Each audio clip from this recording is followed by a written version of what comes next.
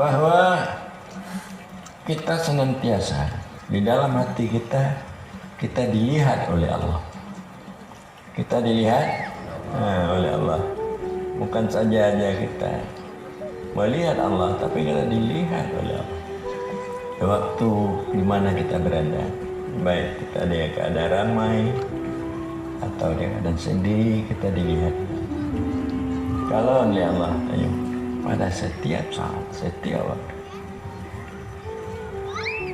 maka akan lahirlah, karena muamalah hati dengan Allah terus menerus, akan lahirlah tauhid hakiki. Setelah fana dan baka, setelah tidak terlihat lagi diri kita dan alam, hanya terlihat kita Allah. Terlihat kita Allah. Di waktu kita tidak ada kita menyaksikan keberadaan Allah. Setelah kita fana, setelah kita tidak ada, maka nantinya Allah mengembalikan kita ada dengan sifatnya, maka kita ada dengan sifat Allah, tidak dengan nafsu kita, maka akan lahirlah tauhid hakiki. Tauhid hakiki dengan pengertian Tuhan yang Maha Esa, Esa pada zatnya, Esa pada sifatnya, Esa pada apa. Bila mana orang-orang yang beriman, yang mukmin, dia Islam, tidak mendapatkan seperti apa yang dikatakan ini, maka dikatakanlah hammah baidas, sia-sia hidupnya. Apa hammah baidas? Sia-sia hidupnya. Walaupun banyak duit, pangkatnya besar, tapi hidupnya sia-sia. Kalau dia tidak dapat mendapatkan tauhid yang lepas daripada kesyirikan dan kenifaqan dalam ajaran kesufian. Jadi inilah akan diangkat. Jadi para hadirin hadirat sekalian, seperti tadi kita mendengarkan penyampaian Dr. Diyaudin Kuswandi. Jadi Dr. Diyaudin Kuswandi ini cucu daripada Wali Songo. Jadi di mana saya kenal dengan Dr. Diyaudin ini. Jadi saya dapat undangan untuk menghadiri ada seminar habaib tingkat Asia itu di Bogor. Undangan. Jadi pada waktu itu saya tidak dapat untuk hadir, diundang oleh habaib di Bogor. Maka saya utuslah Nasrul Ali, Gubernur Aceh. Kamu Nasrul Ali, pada masa itu belum ada jabatan gubernur ya, masih biasa Nasrul Ali. Kamu wakil saya, Anda pergi ke Bogor. Nanti Anda berpakaian seperti pakaian ulama, seperti pakaian ulama. Sebagai pakaian anak muda, Anda tidak sah pakaian ulama. Pakai baju besar, kalau perlu berserban, kalau tidak pakai serban. Jadi itu seminar yang demikian yang dihadiri oleh Habib Umar. Habib Umar dari Yaman. Beliau terus mengadakan seminar-seminar, kumpulan berkumpul untuk seluruh dunia. Kadang-kadang di Indonesia, kadang-kadang di Malaysia, kadang-kadang di Australia. Jadi nanti yang perlu kamu sampai ke sana, kamu harus berkenalan. Yang harus kamu kenal orang yang dekat dengan Habib Umar ni. Bukan siapa yang dekat dengan Habib Umar ni, kamu harus bersilaturahmi, dapat berbicara, dialog sebentar. Dia umpamanya duduk sini, Pak. Saya di rumah ada Pak Kisi Pango, jadi kamu harus Pak Kisi. Oleh Tengku Nasrul Ali ini, apa yang saya manahkan, makanya dia lakukan. Jadi waktu itu Nasrul Ali mengatakan, saya ada juga guru saya di Aceh, ada juga guru saya yang bernama Haji Amr Wali, yang beliau ini membawa ajaran ini. Jadi disitulah oleh Dr. Kuswandi ini dengan penyampaian pandai barangkali ya, gubernur ini menyampaikan sehingga tertarik ya. Jadi waktu saya datang ke Jakarta ke posko Tengku Khairunnas sudah datang, yaitu dokter dia besar dan panjang besar, sudah dibawanya tasbih. Ini Abu Tasbih. Tasbih ini berasal dari tongkat Nabi Musa. Tasbih ini berasal dari kapal Nabi Nuh. Tasbih besar-besar tasbih. Ini tasbih kayunya ditanam di India. 100 tahun sekali berbuah, diambil ke tasbih. Jadi ini saya hadiahkan padamu. Alhamdulillah. Syukur. Alhamdulillah syukur. Jadi waktu seminar Mudzakarah diadakan di Gelabo, dia diundang, dia datang. Kalau saya datang, tempat saya harus dekat Abu. Jangan saya ditempatkan di hotel. Harus dekat dengan Abu. Jauh juga pagi sebelum acara dia datang. Berdialog begitu cerita.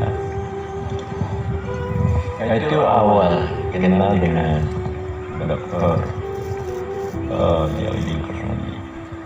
Oleh kawan-kawan bertanya, mengapa Anda mau berteman dengan Pak Amr Wali?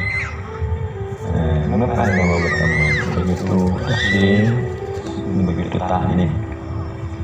Saya bukan orang bodoh, bukan orang bodoh. Saya ini adalah senantiasa selalu hadir pada Mudzakarah internasional di mana-mana, baik di Afrika, di Timur Tengah, di mana-mana saya hadir. Saya bukan orang bodoh. Saya istikharah berapa kali untuk mendapatkan beliau. Bukan saya dapatkan begitu saja, saya istikharah. Jadi itu cerita Dr. Kuswandi. Jadi beliau selalu mengikuti perjalanan Dr. Saudi, apa yang terjadi. Dia yang lebih tahu dulu, makanya dibuatnya lah apa-apa yang disampaikan oleh Tengku Ansar. Jadi lalu yang lain juga seperti itu.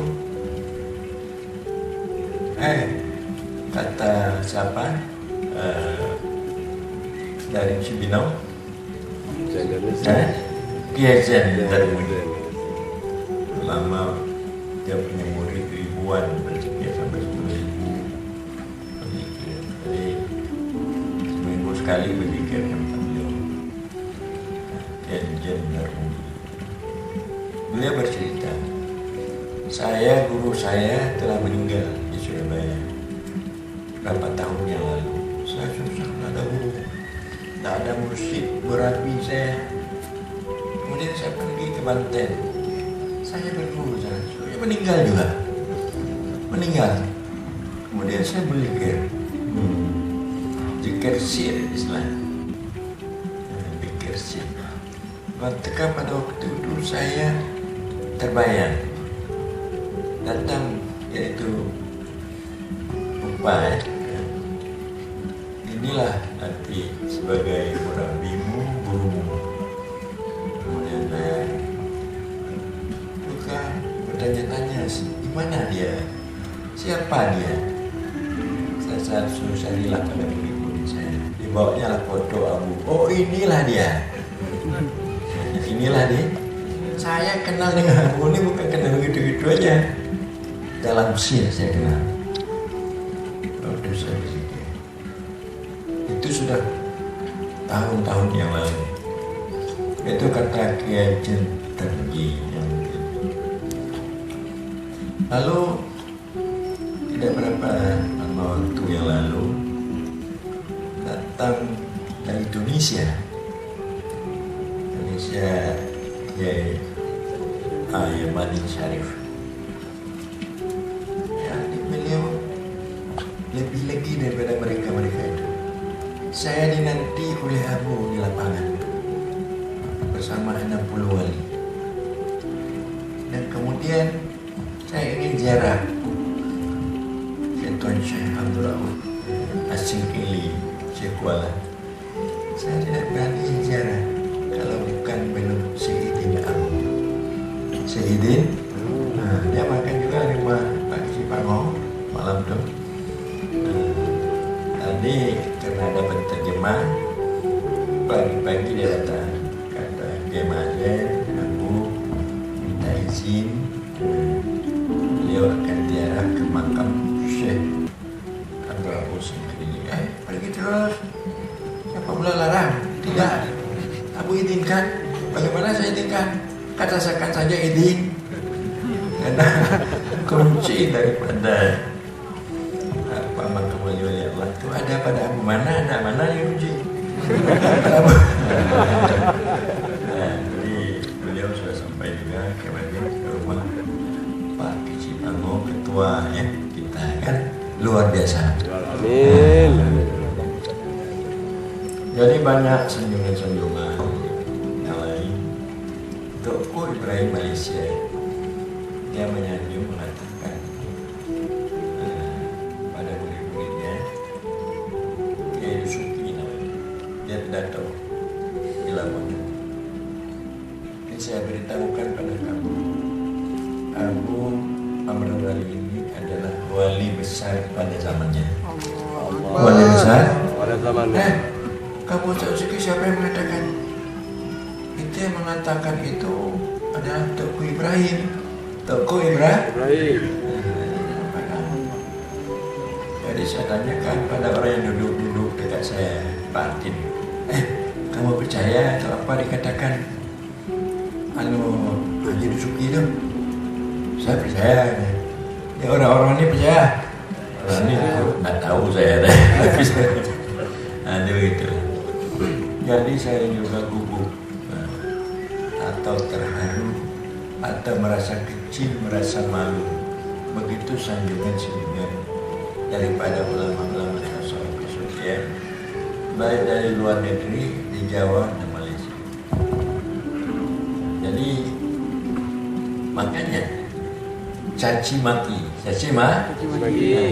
dari ulama-ulama sebagian di Aceh ini. Atau saya membawa ajaran sesat, ajaran kafir macam-macam. Maka dengan demikian saya merasa puas. Merasa apa? Jadi kalau kena sanjung selalu nanti bisa kita ujub darinya. Untunglah ada orang yang mencela-cela. Orang yang mencela-cela. Berarti supaya imbang. Supaya cuma saya sedih. Saya sedih. Mengapa saya sedih? Karena ajaran yang saya lakukan tidak lain supaya membersihkan hati kita daripada sifat-sifat nafsu yang jelek. Sebagaimana dalam tulisan tauhid tasawuf untuk memperbaiki nafsu. Di mana nafsu ini yang musuh-musuh yang Allah berikan kepada